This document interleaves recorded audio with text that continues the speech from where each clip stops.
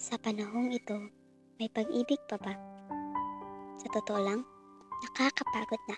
Pagod ka na rin ba sa pag-ibig na pangmadalian? Yung tipong sweet ngayon, pero bukas cold na.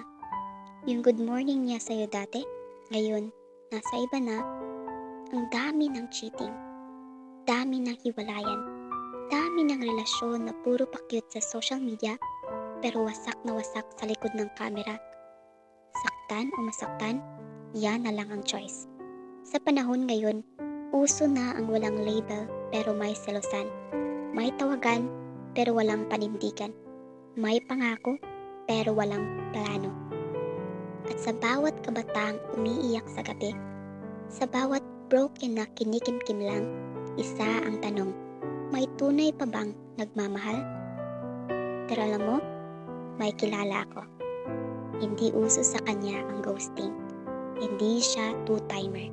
Hindi siya seasonal love. Siya ang first love na hindi nawala. Kahit ilang beses mo siyang talikuran, siya pa rin ang unang lalapit. Siya si Jesus Christ. Sa gitna ng gulo ng mundong to, broken families, fake friends, relationship goals na walang direksyon, siya lang ang matatag. Siya lang ang tapat. Siya lang ang nanatili.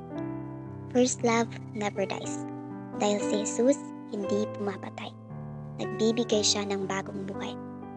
Kaya kung sawa ka na sa malabong relasyon, sa paulit-ulit na iyak, sa salitang mahal kita na walang patunay, inaanyayahan kitang bumalik sa una.